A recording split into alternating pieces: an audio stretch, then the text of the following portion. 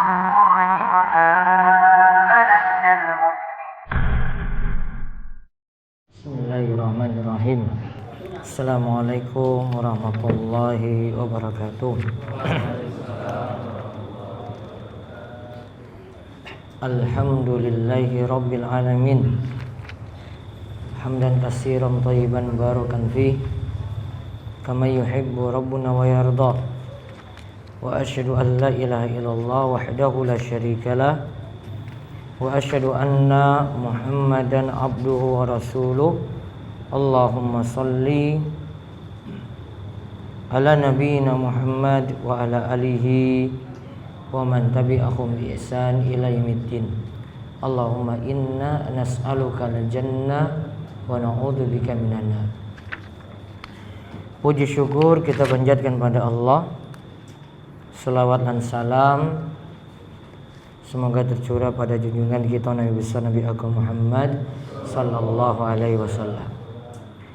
Pada kesempatan malam hari ini kita bersyukur bisa kembali berada dalam majelis yang mudah-mudahan bawa berkah bagi kita sekalian, di mana nantinya kita kembali mengkaji kitab Riyadhus Shalihin karya Imam Yahya bin Syaraf An-Nawawi rahimahullahu taala, di mana saat ini kita sudah sampai bab keberapa? 16. Bab 16 fil amri bil muhafadhah ala sunnah wa adabiha. Perintah untuk menjaga sunnah Nabi sallallahu alaihi wasallam dan adab-adabnya. Kemarin ayat-ayat Al-Qur'an sudah kita bahas. Semua ayatnya sudah? Sudah. Dari Al-Hasyr ayat 7, wa ma atakum rasulu fakhuduhu wa ma nahakum anhu fantahu. Apa saja yang datang dari Rasul kalian maka ambillah, dan apa saja yang Rasul kalian itu melarang maka tinggalkanlah. Juga surat An-Najm ayat 3 sampai 4. Wa ma yantiqu anil hawa in huwa illa wahyu yuha. Dan tidaklah Nabi Muhammad SAW berbicara menurut hawa nafsunya. Yang beliau ucapkan itu hanyalah wahyu dari Allah Subhanahu wa taala. Juga Ali Imran ayat 31. Qul in kuntum tuhibbunallaha fattabi'uni yuhibbukumullahu wa yaghfir lakum dzunubakum. Jika benar-benar kalian itu mencintai Allah, maka ikutilah aku. Maka Allah akan mencintai kalian dan akan ampuni dosa-dosa kalian. Disuruh ikuti Nabi SAW juga dalam ayat ini. Juga Al-Ahzab ayat 21. Laqad kana lakum fi Rasulillahi uswatun hasanatun liman kana yarjullaha wal yawmal akhir. Telah ada bagi kalian uswah, contoh hasanah yang baik bagi siapa yang beriman kepada Allah dan hari akhir. Juga dalam surat An-Nisa ayat 65. Fala wa rabbika la yu'minuna hatta yuhakkimuka fima shajara bainahum summa la yajidu fi anfusihim harajan mimma qadaita wa yusallimu taslima. Dan demi Rabbmu, kalian tidak beriman sampai mereka menjadikan engkau sebagai hakim dalam hal yang mereka perselisihkan. Kemudian tidak ada kesulitan lagi yang mereka dapati pada ketetapan tersebut dan mereka pasrah pada Allah. Disuruh juga pasrah, patuh pada apa yang Nabi SAW perintahkan. Juga pada firman Allah An-Nisa ayat 59. Fa in tanazza'tum fi syai'in farudduhu ila Allahi war Rasul in kuntum tu'minuna billahi wal yawmil akhir. Jika kalian berselisih dalam suatu perkara, maka kembalikanlah kepada Allah dan Rasul-Nya jika kalian beriman kepada Allah dan hari akhir. Disuruh kembalikan kepada Allah dan Rasulnya, maksudnya kembalikanlah kepada Al-Quran dan As-Sunnah, hadis Nabi SAW. Juga firman Allah An-Nisa ayat 80, may yuti'ir rasulah faqad ata Allah. Siapa yang taat kepada Rasul berarti dia taat kepada Allah. Juga pada ayat surat Asy-Syura ayat 52 53 itu juga sudah. Asy-Syura sudah? Belum kan? Belum. Wa innaka lahtahdi ila siratim mustaqim siratillahi. Itu belum? Sudah apa belum? Siratal mustaqim sudah saya jelaskan apa belum? Ada berapa siratal mustaqim? Ada 5. Apa saja? Jalan Nabi, jalan para sahabat, Islam, kebenaran, Al-Quran. Maka Ibnu Katsir katakan siapa ikuti jalan Nabi, ikuti jalan para sahabat, berarti dia ikuti kebenaran. Siapa ikuti kebenaran itulah Islam. Siapa ikuti Islam itulah mengikuti Al-Quran. Sudah berarti. Juga surat An-Nur ayat 63. Falyahdharil ladzina yukhallifuna an amrihi an tusibahum fitnah aw yusibahum adzabun alim. Hati-hatilah siapa saja yang menyelisih perintahnya, ia akan terkena musibah atau ia akan mendapatkan siksa yang pedih. Juga surat Al-Ahzab ayat 34. Waskurna mayutla fi buyutikunna min ayatillahi wal hikmah. Dan sebutlah apa yang dibacakan di rumah kalian dari ayat-ayat Allah dan Al-Hikmah. Ayat Allah itu maksudnya Al-Quran, Al-Hikmah itu maksudnya sunnah Nabi SAW. Sekarang kita lihat apa yang dimaksud sunnah Nabi. Sunnah Nabi ada beberapa pengertian, dicatat.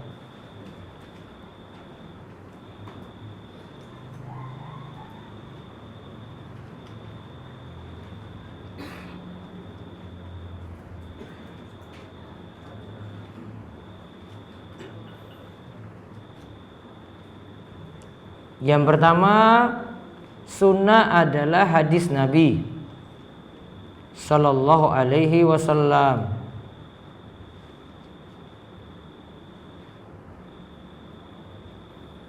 Sunnah adalah hadis Nabi.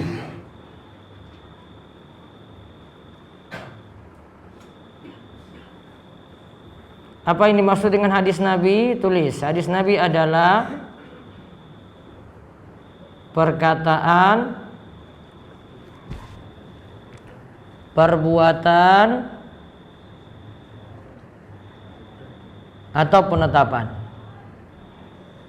Kemarin sudah saya singgung, tapi ditulis ulang. Apa hadis Nabi? Hadis Nabi SAW itu berupa perkataan, perbuatan, penetapan, atau persetujuan. Penetapan atau persetujuan sama. Jadi ada ucapan beliau, "Shollu kama ra'aitumuni usolli." Salatlah kalian sebagaimana kalian melihat aku salat. Itu ucapan. Fi'il, perbuatan Nabi sallallahu alaihi wasallam. Nabi beri contoh gerakan-gerakan salat. Takrir, Nabi benarkan, sahabat tidak mengomentarinya, tidak melarangnya, tidak memerintahkannya. Seperti Nabi SAW melihat para sahabat masuk masjid sudah rame-rame mengerjakan sholat qobliyah maghrib. Sholat apa? Qobliyah maghrib. Dikatakan oleh Anas, Rasulullah SAW tidak memerintahkan kepada kami, juga tidak melarang kami. Berarti masih sah untuk dikerjakan. Itu namanya persetujuan. Berarti sebelum maghrib masih boleh sholat qobliyah. Namun tidak masuk dalam qobliyah yang 12. Tidak masuk dalam 12 rakaat rawatib sehari. Cuma masih boleh dikerjakan qobliyah maghrib. Kemudian pengertian yang kedua, sunnah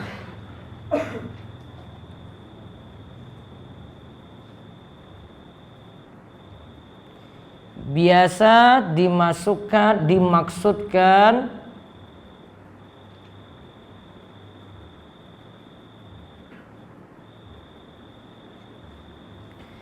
untuk ahli hadis.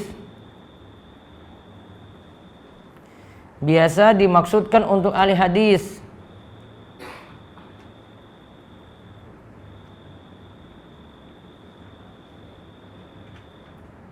Dan sama penyebutannya dengan firqatun najiyah,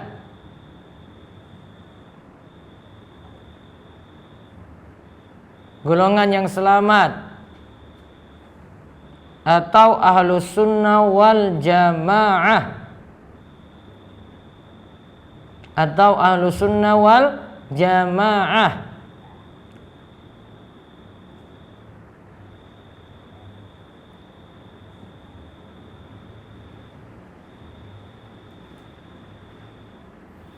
Jadi kalau kita biasa sebut sunnah nanti merujuk kepada ahlus sunnah wal jamaah. Berarti lawannya ahlus sunnah wal jamaah apa? Ahlu bid'ah, ahlul hawa. Kalau tadi firqatun najiyah, golongan yang selamat.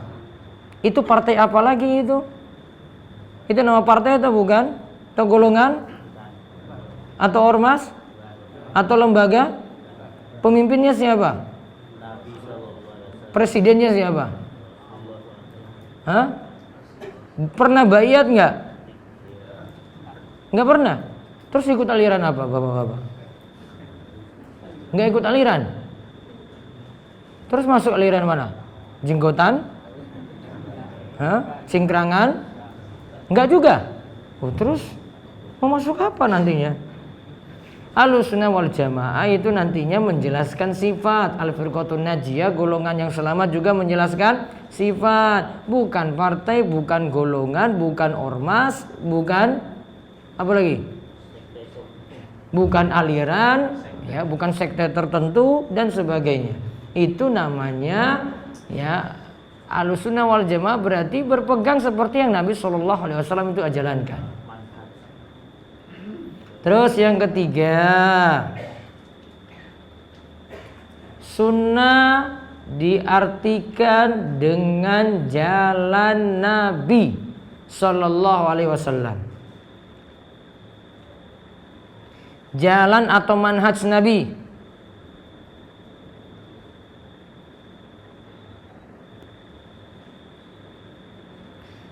Seperti misalnya disebutkan dalam hadis ketika Nabi SAW itu mencela ada orang yang sholat malam terus menerus, puasa nggak pernah berhenti dan tidak mau menikah. Nabi SAW itu katakan, faman raghiba an sunnati falaysa minni. Siapa yang benci sunnahku berarti benci jalanku, benci ajaranku. Tadi disebut faman raghiba an sunnati, berarti dia benci sunnahku. Maksudnya apa? Benci ajaranku, benci jalanku, maka dia tidak termasuk golonganku. Keberapa lagi? Sudah berapa? 3. Sekarang keempat.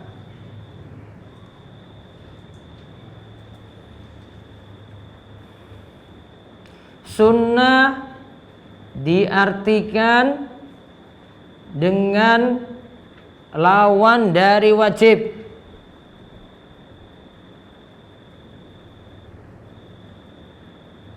Sunnah diartikan dengan lawan dari wajib.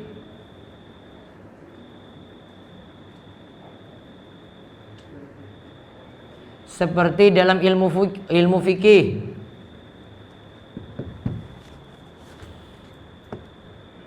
Jadi hukum ini sunnah, hukum itu sunnah, berarti lawan dari wajib. Kalau pembahasan dalam ilmu fikih. Maka kalau disinggung dalam ilmu fikih, Bapak Ibu kalau sudah sebut sunnah, yaitu merujuk lawan dari wajib. Namun kalau merujuk kepada yang secara umum, yang tadi artinya jalanku atau prinsipku, ya, jalannya Nabi SAW atau prinsip Nabi SAW dalam beragama, ya, ini tidak bisa dihukumi sebagai sunnah yang lawan dari wajib, seperti pada nomor 4. Karena nanti lihat konteksnya lagi bicarakan apa. Ya, ini konteksnya lagi bicarakan apa. Kalau Nabi SAW sebut misalnya, siapa yang jaga sholat khusyuk seperti ini, tumaknina seperti ini, berarti dia telah ikuti sunnahku. Ini bukan berarti sekadar hukumnya sunnah saja, bisa jadi wajib, bisa jadi sunnah. Perlu dirinci, lihat lagi dalam dalil. Ya, untuk kasus-kasus tertentu enggak kita mutlakkan semuanya jadi sunnah seperti dalam ilmu fikih yang lawan dari wajib. Seperti Nabi SAW, seperti para ulama kalau sebut melihara jenggot ini termasuk sunnah Nabi SAW. Sunnah apa di sini yang dimaksud?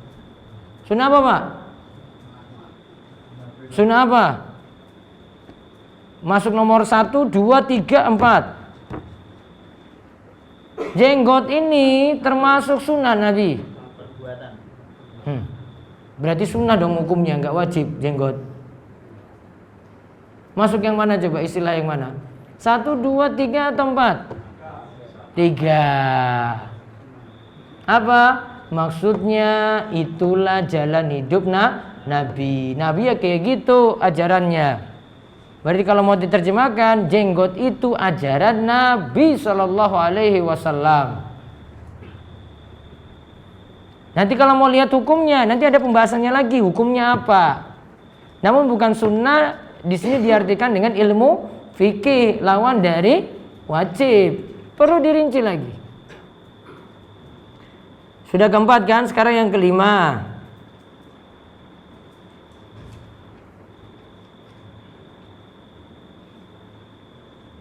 Maaf, tadi yang keempat apa tadi?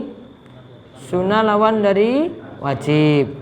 Kalau yang kedua tadi merujuk kepada firqatun najiyah atau ahlussunnah wal jamaah. Nah, yang kedua tadi saja yang ditambahkan keterangan. Sunnah di nomor 2 itu lawan dari bid'ah. Nomor 2 tadi ya. Sunnah dari nomor 2 itu lawan dari bid'ah. Maka ada ahlussunnah, ada ahlul bid'ah. Jadi 4 saja. 4 ya. Sebenarnya 4. 1. Sunnah maknanya apa? Seperti hadis. Iya kan? Perkataan, perbuatan, persetujuan Nabi sallallahu alaihi wasallam. Sunnah yang kedua, lawan dari bid'ah tadi kan? Nah, itu tadi merujuk pada firqatun najiyah, ahli hadis. 3. Sunnahnya lawan dari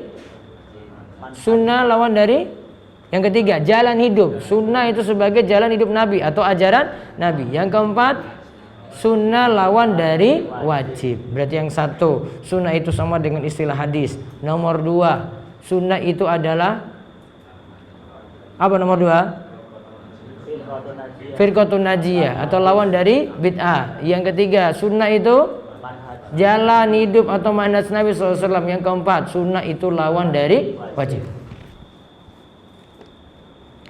Maka kalau kita membahas masalah sunnah, tidak hanya membahas tentang masalah ini hukumnya sunnah dari sisi fikih. Jadi bukan pembahasan kita yang nomor terakhir, nomor 4. Namun lebih tepat nantinya merujuk kepada nomor 3 tadi yang jalan hidup. Jalan hidup tadi nomor berapa? Nomor 3, yaitu jalan hidup atau ajaran Nabi SAW. Berarti dalam bab ini kita disuruh mempelajari bagaimana kita menjaga sunnah atau ajaran Nabi SAW dan adab-adabnya seperti apa. Boleh nggak saya itu hina ajaran Nabi SAW? Nah, dibahas di sini. Boleh nggak saya separuh-separuh saya jalankan ajaran Nabi SAW? Dibahas juga di sini. Boleh nggak saya keluar dari tuntunan Nabi SAW juga? Dibahas di sini. Nah, sekarang kita lihat hadis 156, dibaca.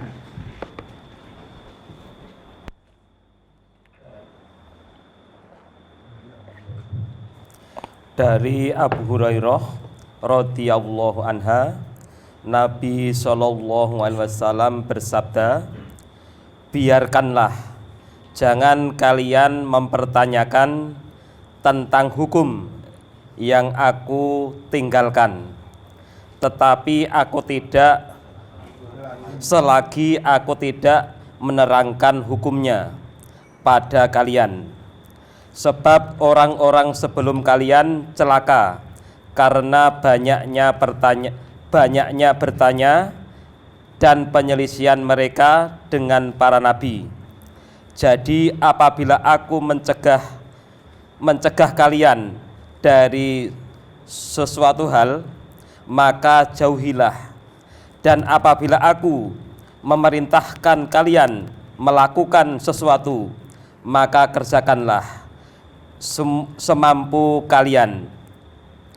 Muttafaqun alaih, hadis Bukhari 7288 dan Muslim 1337.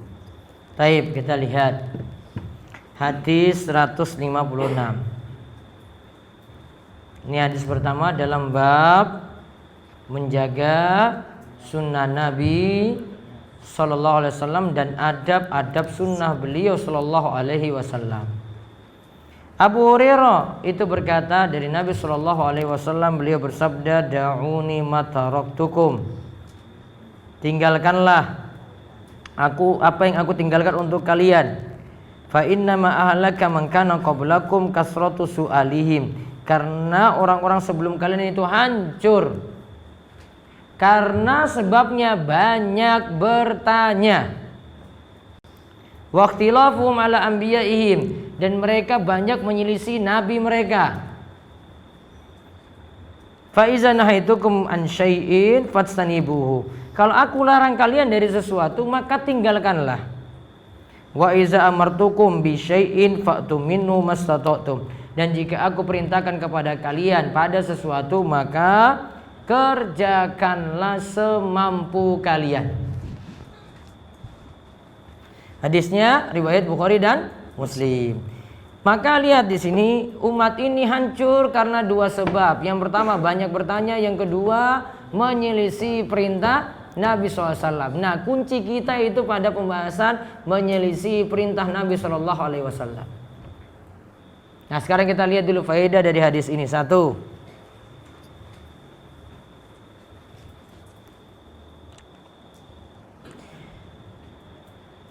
hadis ini menunjukkan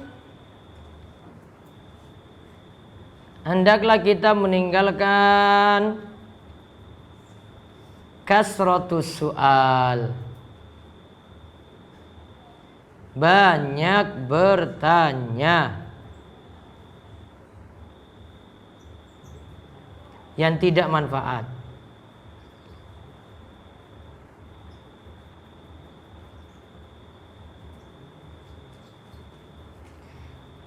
Faedah yang kedua, kasratus su'al itu punya dua makna. Kasratornya banyak ya, as-su'al ini nanti ada dua pengertian di sini. Kasratus su'al itu punya dua makna. Satu, tadi banyak bertanya yang tidak manfaat.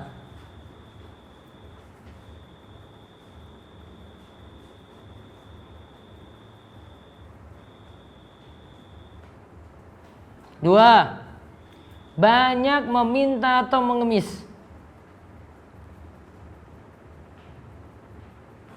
Banyak meminta atau mengemis. Satu apa tadi? Banyak bertanya. Tanyanya apa di sini? Tidak bermanfaat. Yang tidak manfaat. Contohnya tanya yang tidak manfaat adalah tanya pada dalam hal sesuatu yang belum terjadi di muka bumi. Dan juga dia bukan tujuannya mau ngamalkan. Contohnya apa? Belum terjadi saat ini. Kalau di bulan kalau sholat menghadap kemana? Kalau di bulan sholatnya nanti menghadap kemana? Jawabannya apa? Enggak. Kapan kesananya? Manfaat enggak? Enggak manfaat. Sudah sampai bulan apa belum? Belum kan?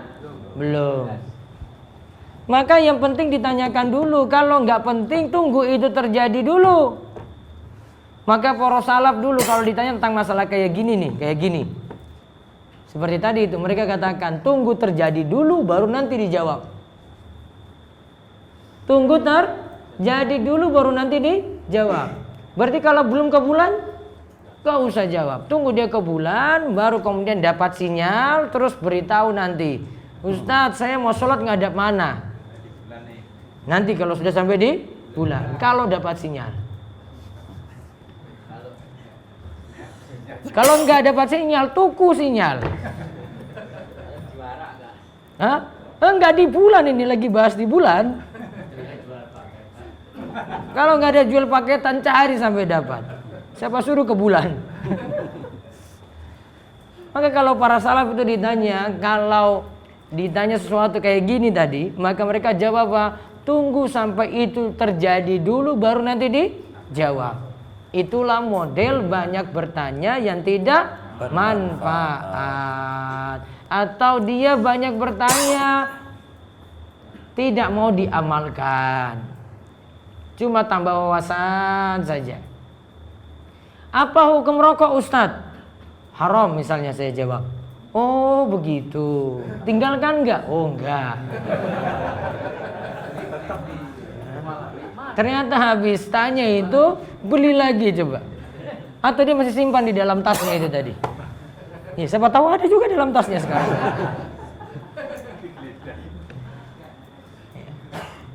Nggak mau diamalkan, cuma tambah wawasan aja. Oh, Ustadz Abdu ini ternyata menyatakan itu haram. Oh, saya sudah paham berarti. Besok saya nggak nanya-nanya lagi. Namun tinggalkan rokok enggak juga. Nah, cuma tambah wawasan. Enggak ada manfaat juga berarti. Dia banyak tanya namun tidak ada manfaat. Oh, cuma kumpul-kumpul pendapat saja berarti. Itu ya. Yang kedua makna banyak bertanya tadi apa yang kedua? Nah, mengemis. Coba lihat hadisnya di sini saya bacakan. Kalau ada yang jadikan mengemis itu sebagai profesi. Ada enggak profesi mengemis, ada enggak? Ada. Nah, misalnya dijadikan ini jadi profesi. Nabi SAW katakan dalam hadis Abdullah bin Umar, ma yazalur rajul yas'alun nas hatta ya'tiya yaumal qiyamati laysa fi wajhihi muz'atu lahmin. Hadis riwayat Bukhari dan Muslim. Jika seseorang meminta-minta, mengemis pada manusia, ia akan datang pada hari kiamat tanpa memiliki sekerat daging lagi di wajahnya. Apa tadi? Gara-gara apa? Mengemis. Di wajahnya ini nggak ada lagi daging. Tinggal apa berarti? Tengkorak saja. Itu ketika datang menghadap Allah Subhanahu wa taala. Hadis yang lainnya lagi dari Hubshi bin Junada, ia berkata bahwasanya Rasulullah SAW bersabda dalam hadis riwayat Ahmad, hadisnya sahih li ghairihi, man sa'ala min ghairi fakrin faka'annama ya'kulul jamrah. Siapa yang mengemis padahal dirinya sebenarnya tidak miskin, ya kan? Dirinya tidak miskin, dia buat proposal, bohongin orang lagi, terus bawa ke rumah-rumah minta sumbangan. Maka ia seakan-akan memakan bara api. Ia seakan-akan memakan bara api. Jadi apa yang masuk dalam mulutnya dari dia ngemis tadi sama saja dia memakan bara api. Ada lagi satu hadis dari Samurah bin Jundub. Ia berkata bahwasanya Rasulullah SAW bersabda, al-mas'alatu kaddun yakuddu bihar rajul wajhahu illa ayyas'ala rajul sultanan aw fi amrin labudda minhu. Meminta-minta adalah seperti seseorang mencakar wajahnya sendiri, kecuali jika ia meminta karena dua alasan, meminta kepada penguasa langsung atau pada perkara yang benar-benar ia butuh untuk mengemis, tidak ada jalan lain. Berarti kalau itu bukan darurat, maka nanti pada hari kiamat dia mencakar wajahnya sendiri. Berarti ada 3 hukuman tadi ya. 1 tadi apa? Datang pada hari kiamat tidak ada sekerat daging pun di wajahnya. 2, dia seakan-akan makan bara api. Yang ketiga, dia akan mencakar-cakar wajahnya pada hari kiamat.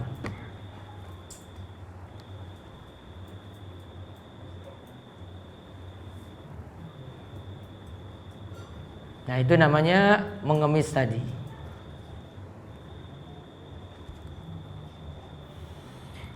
Nah, kemudian faedah yang berikutnya lagi.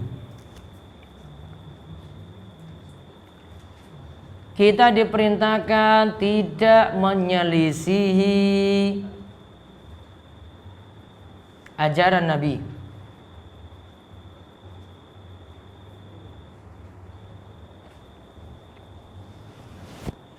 Tidak menyelisih ajaran Nabi. Tadi sini sebutkan sifat yang tercela adalah waqtilafuhum ala anbiyaihim, menyelisih ajaran Nabi sallallahu alaihi wasallam. Apa bentuknya di sini menyelisih ajaran Nabi? Ada dua, yaitu menerjang larangan, yang kedua meninggalkan kewajiban. Menerjang larangan, yang kedua itu meninggalkan kewajiban. Itu namanya menyelisih Nabi. Misalnya Nabi SAW perintahkan kepala keluarga punya kewajiban untuk beri nafkah kepada keluarga. Kok dia tidak tunaikan? Berarti dia menyelisih ajaran Nabi SAW. Kok ada misalnya diperintahkan harta itu mesti ditunaikan zakatnya 2,5%. Misalnya harta berupa mata uang, dia tidak tunaikan perintah ini, berarti apa? Menyelisih ajaran Nabi Sallallahu Alaihi Wasallam. Contoh, lakukan pelanggaran. Nabi Sallallahu Alaihi Wasallam itu perintahkan untuk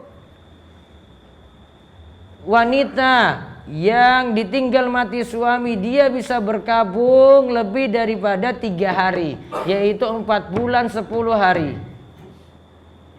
Untuk siapa tadi? Wanita yang ditinggal mati suami. Masa berkabungnya atau ihdatnya ini sekaligus iddahnya, menunggu untuk menikah lagi, pokoknya 4 bulan 10 hari.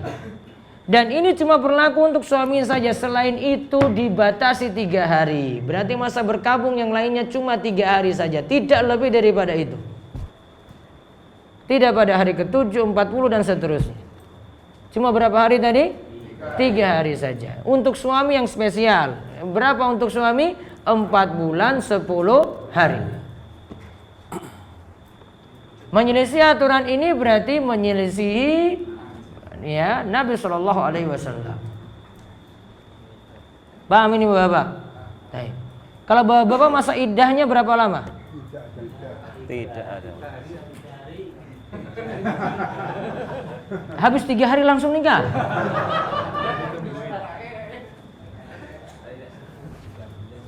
Bapak nggak ada masa iddah. Ya, nunggu ikhlasnya aja. Itu saja. Ya, kalau perempuan tadi berapa hari? 4 bulan 10 hari. Itu khusus untuk suami. Selain suami tidak seperti itu aturannya. 3 hari maksimal. Setelah 3 hari, kalau dalam mazhab Syafi'i, setelah 3 hari biasanya sedih itu sudah hilang, dan kalau diungkit lagi malah tambah sedih lagi.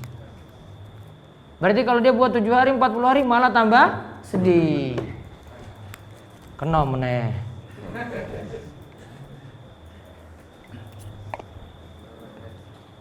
Nah itu. Terus faedah yang berikutnya lagi. Kalau perintah disuruh kerjakan semampunya. Kalau ada perintah disuruh kerjakan semampunya.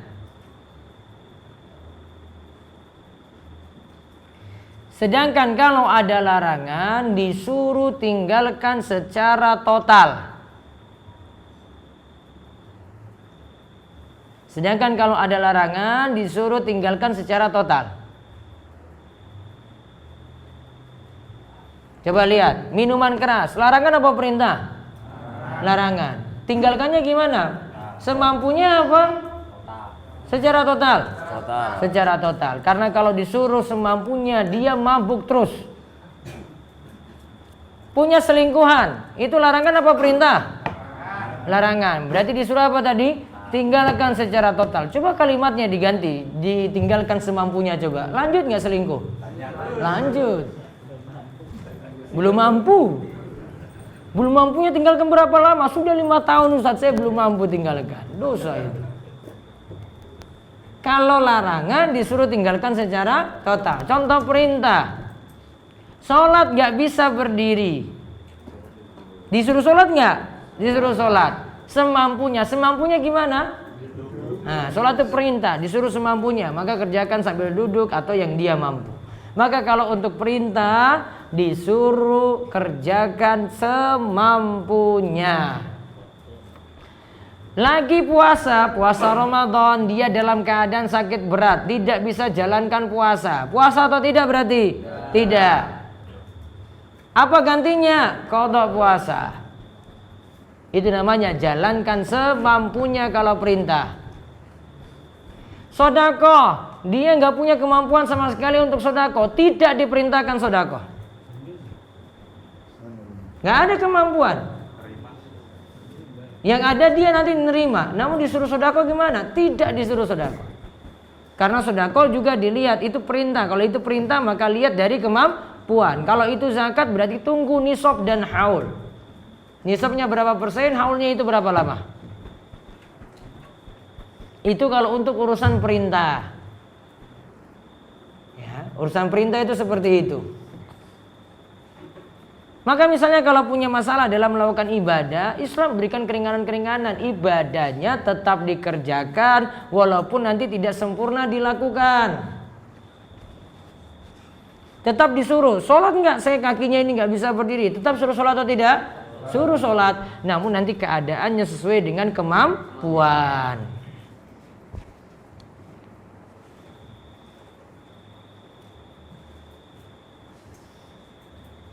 Kemudian faedah yang lainnya lagi.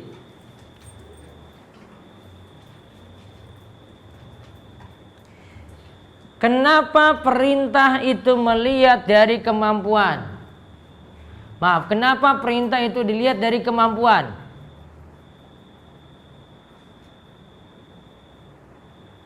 Karena dalam mengerjakan perintah biasanya ada kesulitan. Kenapa tadi apa? Perintah itu melihat dari kemampuan. Karena mengerjakan perintah biasanya ada kesulitan. Kesulitannya apa tadi? Sholat kondisinya sakit sendiri. Kondisinya apa lagi? Mau bersuci nggak dapati air. Sulit dapati air. Maka beralih jadi apa? Tayamum. Ada kesulitan. Mau pergi sholat berjamaah di masjid, namun hujan deras, hujan besar.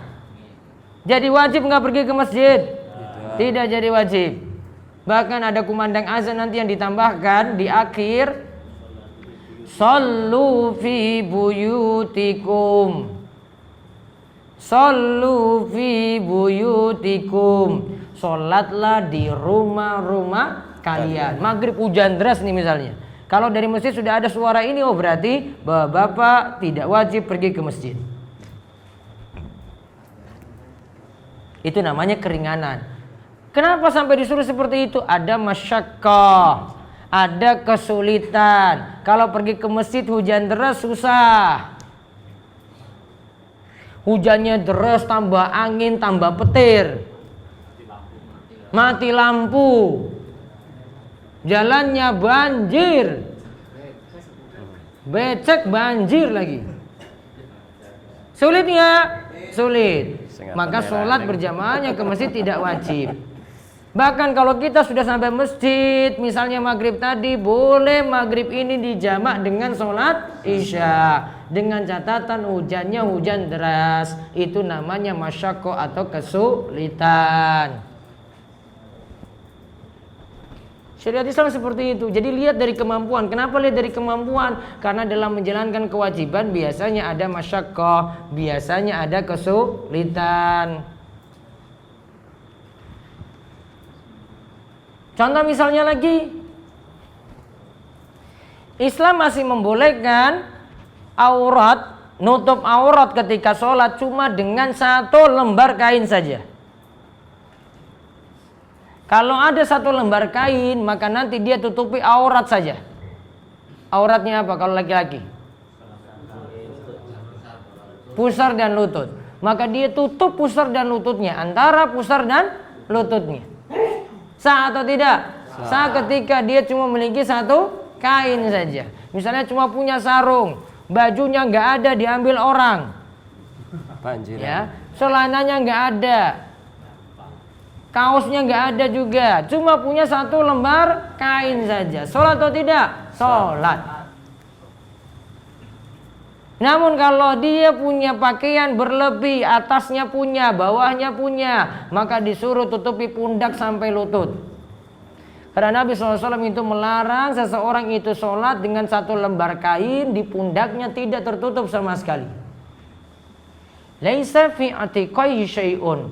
Dilarang sholat sedangkan di pundaknya itu tidak tertutupi sama sekali. Berarti sekarang bapak semua itu bisa tutupi pundak nggak? Bisa atau tidak? Bisa. Maka wajib tutupi pundak. Nggak bisa alasan wah ora apa-apa sholat. Cuma sholat duha saja kok. Enggak apa-apa, saya pakai sarung saja. Karena auratnya itu antara pusar dan lutut. Enggak kayak gitu. Tetap ditutupi secara sempurna. Dari mana tadi tutupnya?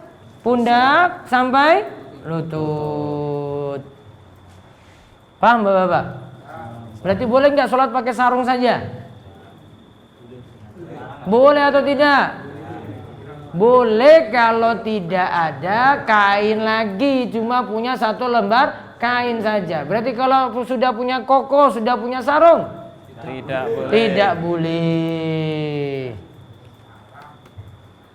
Itu namanya masyakko. Ketika sulit diberikan keringanan. Ya, ketika sulit diberikan keringanan.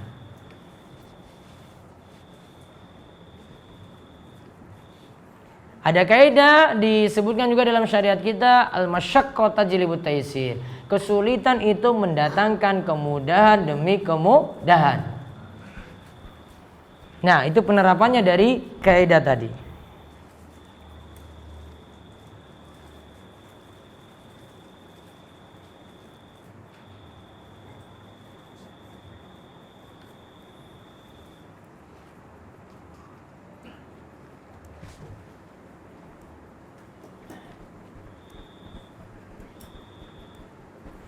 Kemudian faedah yang lainnya lagi yang terakhir, kita diperintahkan mencukupkan dengan ajaran Nabi Shallallahu Alaihi Wasallam saja.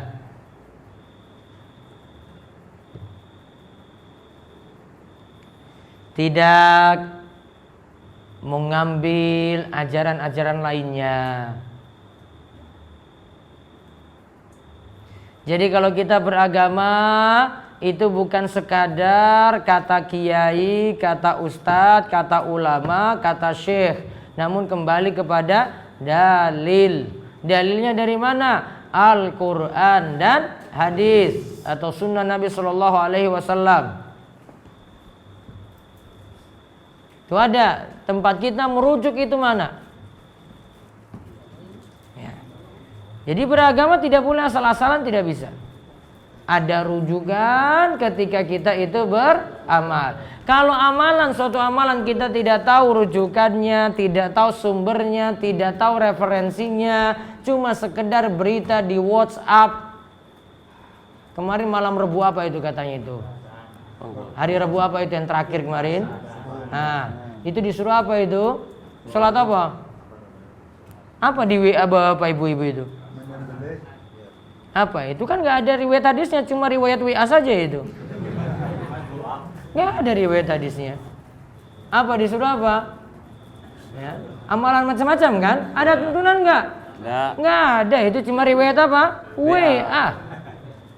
Nggak ada riwayat Bukhari, Muslim, Sunan-Sunan, Ahmad, Al-Baihaqi atau Broni, nggak ada. Malah di-share-share kemana-mana. Mau dicari ujungnya nggak ada itu. Sumber dari kitab hadis nggak ada. Jadi nggak usah buat amalannya macam-macam ini. Ini pokoknya mau akhir bulan apa awal bulan itu kayak gitu terus saja di Indonesia saja, coba lihat. Pinter banget loh itu. Nggak ada sesudah nyebar kayak begitu, nggak ada ulama-ulama besar di Mekah sebar kayak gitu, nggak ada ulama besar di Madinah sebar kayak gitu. Cuma ada di WhatsApp-nya orang Indonesia. Terus pinter banget loh orang-orang Indonesia itu. Pintar nge-hoax berarti. Wallahu a'lam bishawab. Satu hadis sudah kita bahas. Baik, sambil tunggu pertanyaan, wonten pengumuman. Ada 3. 1. Senin depan libur 1 kali. Karena hari kejepit nasional. Ada daurah di pesantren. Ya, terus yang kedua, sebagaimana janji saya malam Ahad Pahing itu ada pengawasan di Masjid Agung lagi seperti biasa. Ba'da maghrib sampai jam 8. Besok tetap ada. Tanggal 17 nih. Iya kan? Malam Ahad Pahing itu. Sabtu sore besok. Bahas buku mereka yang merugi. Nanti yang belum dapat insya Allah mudah-mudahan masih ada jatah bukunya. Kemudian yang ketiga, itu tadi pada maghrib ya sampai jam 8 ya. Nanti beritahu yang lainnya juga bisa hadir. Nanti flyernya nyusul, belum disusun ini. Terus yang ketiga tanggal 20 November 2018 hari Selasa tanggal merah. Itu pas libur Maulid Nabi. Nanti akan diadakan tablik akbar di pesantren Darussolihin Panggang Gunung Kidul dengan pembicara Ustadz Zainal Abidin LCMM. Ya, yang dulu pernah di DS juga di pesantren itu bahas Wali Songo dulu. Nah, sekarang bahas masalah pesugihan. Jam 9 pagi sampai jam 11.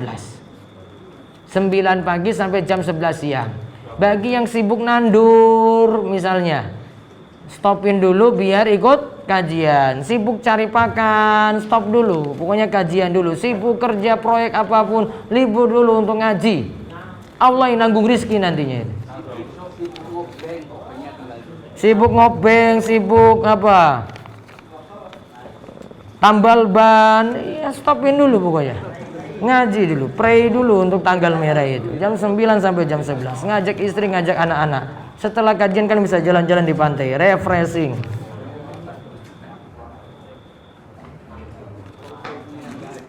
Ya, hari Selasa itu ya. Selasa Wage itu pas. Selasa Wage 20 November 2018.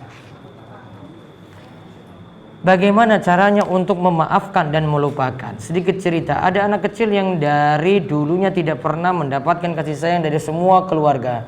Mereka hanya membuli anak tersebut dan tanpa sadar bulian itu akhirnya kepada teman-temannya juga. Sejak kecil dia harus menerima banyak cacian dan cibiran. Yang awal mula cibiran itu datang dari keluarganya sendiri. Apakah anak itu salah benci kepada mereka? Iya, memang wajar kalau dia benci. Namun sifat anak yang baik kalau itu orang tuanya, itu keluarganya, tidak simpan lagi dendam, namun maafkan. Allah katakan wala tastawil hasanah wala tastawil hasanatu wala sayyi'ah idfa billati hiya ahsan. Yang namanya kebaikan dan kejelekan tidaklah sama, maka balaslah kejelekan itu dengan kebaikan. Ada yang buat masalah dengan kita, keluarga sendiri, buat kita itu dicibir, omongan yang nggak bisa kita tahan, sabar untuk itu dan nanti balas dengan kebaikan. Balasnya berarti tidak punya dendam lagi. Bagaimana hukumnya menerima uang dari orang yang bekerja di lembaga riba? Posisi saya sebagai penjual dan dia pembeli. Apakah termasuk memakan harta riba atau haram? Jika iya, bagaimana solusinya? Harta riba itu haram bagi pekerja, namun tidak haram bagi yang diberi dengan cara halal. Misalnya dia datang ke warung, warungnya dibeli pakai uang riba tadi, hasil pekerjaannya, maka uangnya haram untuk dirinya, halal untuk yang punya toko. Dia tambal ban misalnya, nah, berarti apa? Halal untuk siapa? Halal untuk yang nambal bannya, haram untuk yang punya pekerjaan tadi.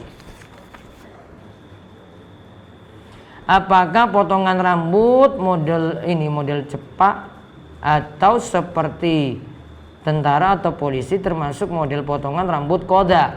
Yang jelas jangan sampai habiskan kanan kirinya, jangan sampai kanan kirinya dibuat botak. Ada rambut sedikit tidak masalah. Nanti kalau tidak dijatuhkan dalam hukum koda. Koda dilarang oleh Nabi SAW. Bagaimana status uang hasil jual beli karakter game online? Apa ini bentuknya ini karakter game online? Enggak, karakternya gambar-gambar apa gimana? Kalau ada pekerjaan yang lain buat orang banyak lalai, mendingan gak usah pekerjaan kayak gitu. Bagaimana hukumnya mengadakan promo undian berhadiah? Kalau promo undian berhadiahnya ada setoran dari peserta atau uang potong dari uang dia itu belanja, berarti promo ini masuk judi. Kalau tidak ada iuran sama sekali dari peserta, murni dari pemberi hadiah, tidak judi. Bagaimana hukumnya kalau semisal kita membeli suatu produk dan mendapatkan kupon undian tetapi hanya berniat membeli produknya itu saja? Kalau ada kupon undian tidak dimanfaatkan. Kalau dimanfaatkan berarti memanfaatkan judi. Apabila kita pada malam hari kita berhubungan dengan istri terus bangunnya kesiangan atau tertinggal sholat subuh, innalillahi wa inna ilaihi raji'un. Apakah itu termasuk uzur? Dan apabila kita tetap lakukan sholat subuh walaupun sudah kesiangan gimana? Makanya sadar-sadar diri. Ya, yang pertama dia dalam keadaan junub. Sebelum tidur berarti dalam keadaan junub. Maka ketika bangun tidur sebelum sholat subuh, mandi junub dulu, baru kemudian lakukan sholat subuh. Meskipun misalnya, taruhlah di sini, ekstrimnya dia bangun jam 7, ketiduran, sholat subuh nggak? Sholat subuh atau tidak? Sholat subuh. Terus mandi dulu. Karena Nabi SAW katakan, siapa saja yang lupa atau tertidur, maka fakafaratuha, ya, dia itu punya kafarah. Ketika dia ingat maka dia kerjakan sholat itu lagi. Apakah seorang akhwat yang ayahnya meninggal jika ingin menikah walinya harus ayah tiri atau boleh kakak dari ayah kandung? Boleh kakak dari ayah kandung, namun urusan ini nanti KUA akan lebih paham. Maka kalau mau dengan ngurus wali, tanyakan pada KUA siapa yang pantas jadi wali si perempuan. KUA nanti akan punya jalur ini. Oh ini bapak nggak bisa, berarti kepada kakak. Kakak nggak bisa pada siapa, pada siapa. Ada urutannya mereka itu punya. Hukum meminta-minta pekerjaan atau traktiran kepada teman atau pada suatu perusahaan boleh-boleh saja. Berarti mengemis atau meminta-minta yang tidak boleh kalau ada sifat kita menghinakan diri di situ. Kalau minta traktir, Pak saya minta traktir, nanti traktir saya bakso. Boleh atau tidak? Boleh. Tidak ada sifat untuk menghinakan diri di situ. Dia nggak traktir nggak masalah. Kadang cuma guyon aja dengan dia. Sehingga saya kurang setuju kalau ada fatwa atau yang tersebar itu minta traktir itu mengemis. Apa mengemisnya di mana? Minta traktir sama teman saja kok. Kadang kita cuma candaan aja kan? Ada mengemis itu. Dan itu bukan jadi profesi semua orang dia temui minta traktir, nggak ada. Dan itu bukan bentuk menghinakan diri. Mengemis yang tercela itu kalau ada bentuk menghinakan diri. Kita pokoknya minta sampai nangis-nangis gitu. Padahal dia nggak miskin sebenarnya. Wah tolong diberi dulu Pak, tolong diberi dulu. Nah, tangan yang ngemis kalau orang yang minta traktir kayak gitu. Ada nggak kayak gitu? Pak tolong traktir saya dong Pak, please gitu. Nggak ada. Beda. Jadi postingan-postingan di Facebook, Instagram itu keliru dalam masalah ini. Ngawur mereka itu buat tulisan. Apakah sholat zuhur boleh diakhirkan karena udara panas dan menunggu ketika udara agak dingin? Yang ada itu dinginkan, maksudnya nunda sholat ketika matahari begitu panas. Karena anak pernah baca di internet, apakah ada hadis sahihnya? Iya ada tadi, namun itu ketika matahari begitu panas. Insya Allah malam ini pun sumuk, panas sekali, iya kan? Nggak ada juga sholat nunda sholat isya, pokoknya sumuk ya sumuk, panas ya panas. Di dalam keluarga saya salah seorang ada yang pernah melakukan perbuatan syirik. Sedangkan di dalam Al-Quran dijelaskan bahwa Allah tidak akan mengampuni seorang hamba yang melakukan perbuatan syirik. Tidak akan mengampuni orang yang berbuat syirik jika syiriknya dibawa mati. Namun kalau bertobat ketika hidupnya, mantaba minan zambi kaman la zamba lahu. Siapa yang bertobat ketika hidup, maka seperti dia tidak pernah berbuat dosa itu sama sekali. Berarti diterima tidak? Diterima kalau dia memang nasuha di sini. Tobatnya tobat yang jujur. Terakhir, Ustadz, seorang karyawan yang sudah menyelesaikan pekerjaannya dan memiliki waktu luang, bolehkah waktu luang itu kita gunakan untuk memegang HP atau mendengar kajian atau di sosmed, membaca buku dan lain-lain? Contoh, seorang penjaga toko sambil nunggu pelanggan sambil pegang atau baca buku. Tanya yang punya toko, boleh nggak? Kalau yang punya toko katakan boleh saja, berarti boleh. Yang susah itu kalau jadi pegawai negeri, mau tanya pada siapa juga? Mau tanya sama Pak Presiden? Nggak bisa juga. Ya, maka sebisa mungkin konsen untuk pekerjaannya. Kalau ini berarti dia jaga toko, konsen pada pekerjaannya, kecuali majikan yang punya toko izinkan untuk hal-hal lain kalau pekerjaannya sudah beres. Cukup itu saja, insya Allah kita ketemu lagi Senin berikutnya, bukan Senin bukan depan ya, 2 minggu lagi. Mudah-mudahan semuanya diberikan kesehatan, panjang umur, dan Allah Subhanahu memberikan kita kemudahan untuk beramal soleh dan dijauhkan dari setiap yang haram, dan dimudahkan untuk berpegang terus dengan sunnah Nabi Sallallahu Alaihi Wasallam. Kita tutup dengan doa kafaratul majelis. Subhanakallahumma bihamdika asyhadu an la ilaha illa anta astaghfiruka wa atubu ilaik. Assalamualaikum warahmatullahi wabarakatuh.